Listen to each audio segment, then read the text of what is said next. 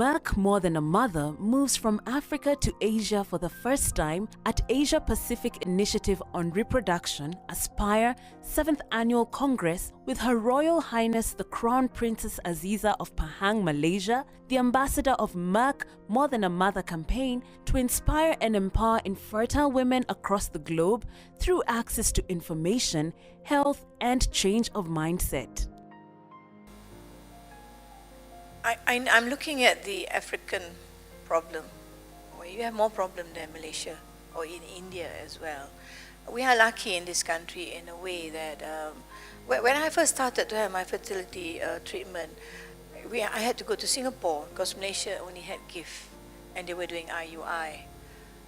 So I went down to Singapore, but now Malaysia has, from Penang, from everywhere, and also I believe the government hospitals have also started offering fertility treatment apart from the women ministry that we have.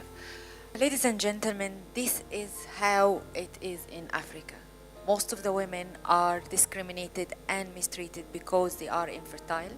They are the only one to be blamed for infertility, although, as we all know, 50% of infertility cases are due to male factor, but it is not being admitted, or it's always denied to have this responsibility of going to support your wife, share responsibility to go tested and get treated.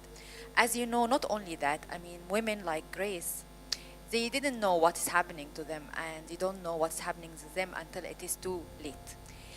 All this, why Merck More Than a Mother is very, very critical for Africa. Why it's very critical for us to come here to aspire, to discover and explore opportunities of collaboration and partnerships, to be able to build capacities in fertility care capacity in Africa, because who else will help in this except you, because you already been through this long time ago. And of course also define interventions to how to improve ways of raising awareness, define intervention to break the stigma around infertile women and infertile couples in general. In my country, infertility care or fertility care services are actually private, and the clinics are all within the capital city. There are 5, but all within the capital city, and quite expensive for the ordinary person to actually even afford. So it costs about $5,000 for one to have these services, which the ordinary person, as I said before, in the rural area cannot afford.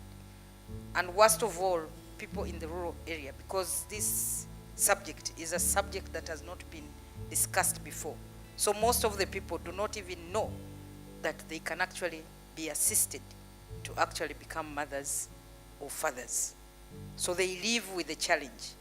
And we are happy that Mark approached me, and I had to take up this mantle. And we did launch this awareness campaign in 2016, February.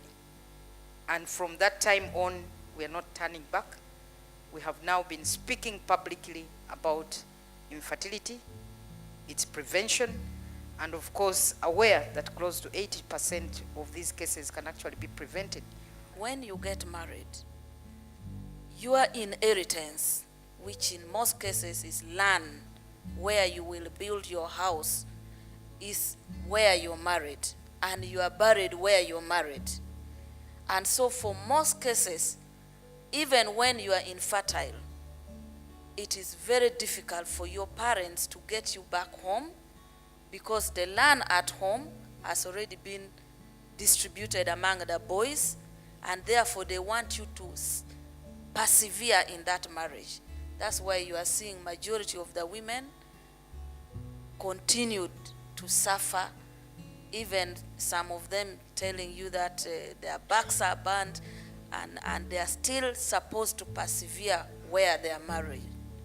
In this circumstance, mobilizing them, sensitizing them, but also changing the cultural shift to tell the people of the continent, and in my case in Uganda, that when a woman is married and the husband side doesn't welcome her anymore because she's infertile, please, let's put a law that will facilitate the woman to go back to where she's born and get her inheritance and her support and her land and her house where she's born.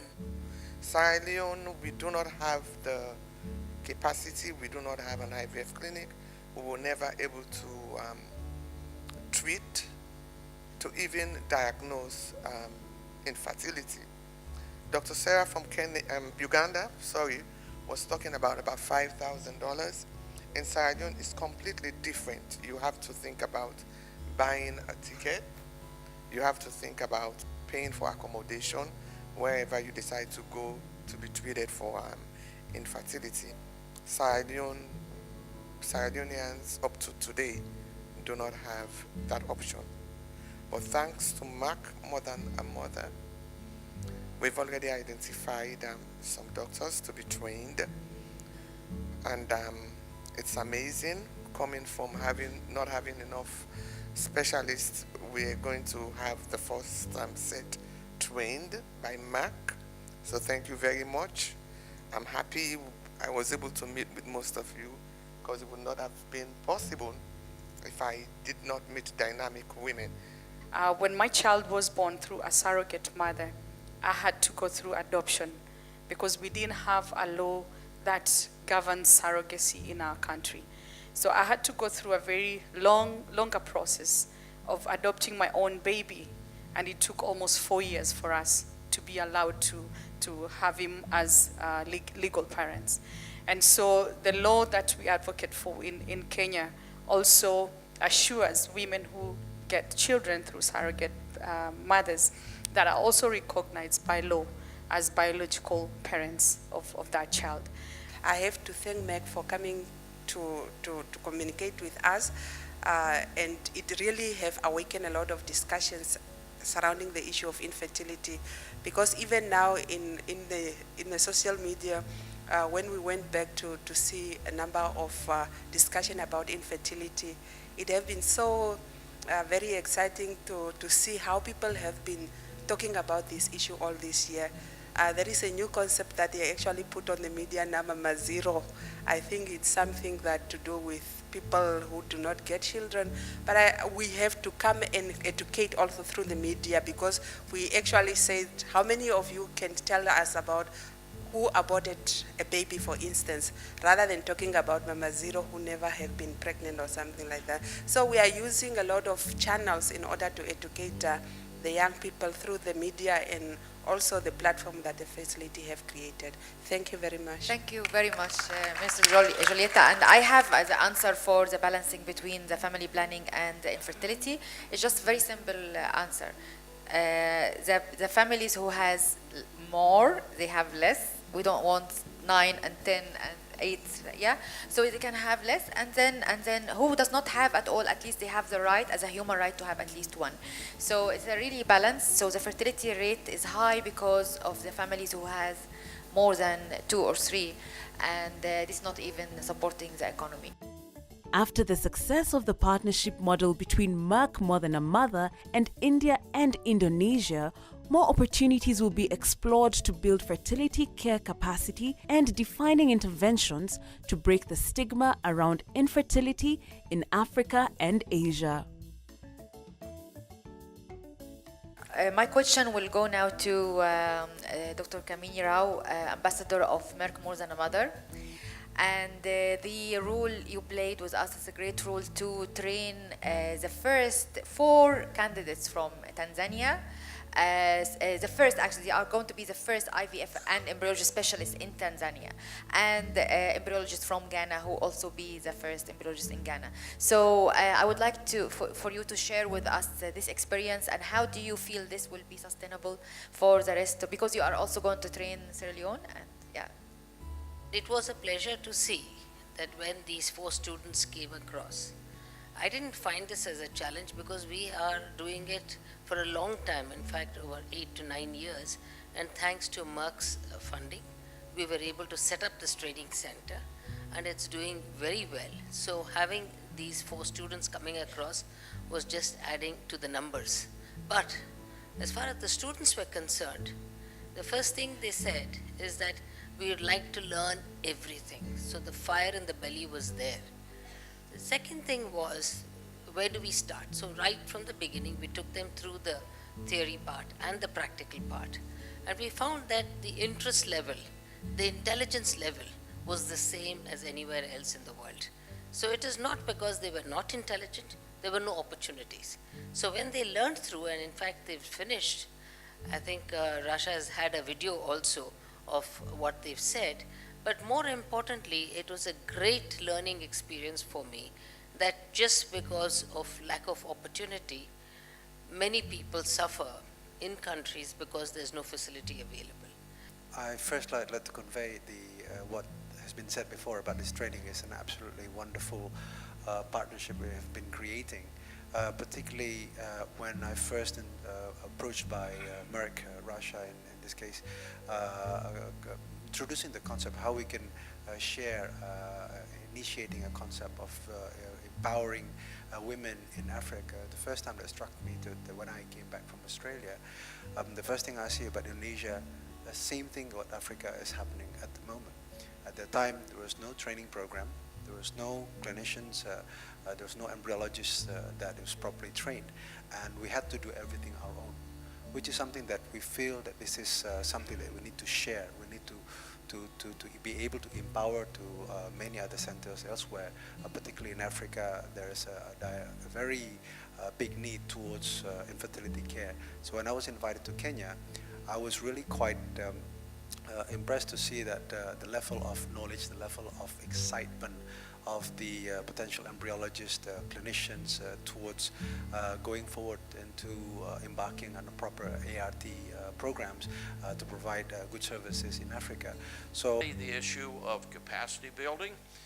This is a remarkable program. It's attracted the attention of not just the societies that you mentioned, but the American Society of Reproductive Medicine.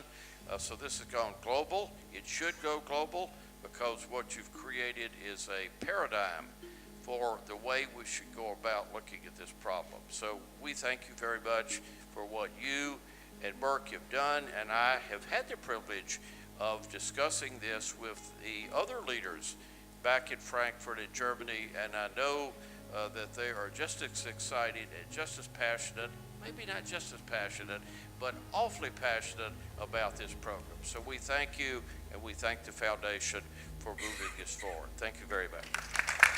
I would really like to thank Merck first, because when I was elected as a president-elect for Aspire, somebody from Merck came up and said, what is your vision?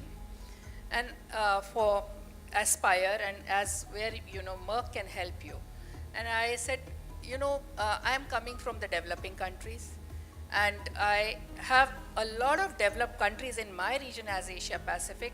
So can't we really do something together and build up areas or centers of excellence where we would be helping in capacity building, training people from the developing countries, so that what I'm really looking at is that a woman in some corner of Pakistan or Africa should have equal access to the treatment which a woman in America or Europe will have. And that cannot be done unless and until we have people who are trained equally well, who are provided the infrastructure where they can perform well. The issue of pioneering IVF, as you are trying to set up, first, is that once you do this, there will be a multiplier effect. From our pioneering effect in Lagos, now today in Nigeria, there are 64 IVF clinics in Nigeria. So we must thank Merck that what you're doing is sowing a seed. I would like to thank Merck. Thank you for inviting me to sit on this high panel to discuss infertility problem, which is, as you say, it's not just within Africa, it's a global thing. Yes, and even in Asia, we have the same problem, but it is like a taboo to talk about it. So it is something that is not much discussed, it is quiet. And with Merck, then More Than a Mother, coming in aid to help women with their fertility problems and to empower women to have a life even if they don't have children, if the husband abandon them or chase them out. On behalf of all these women in the world, I would like to thank Merck for the beautiful work you're doing to help women, to empower women abroad. But I also must warn you, when you empower women, they become overpowering. Thank you very much.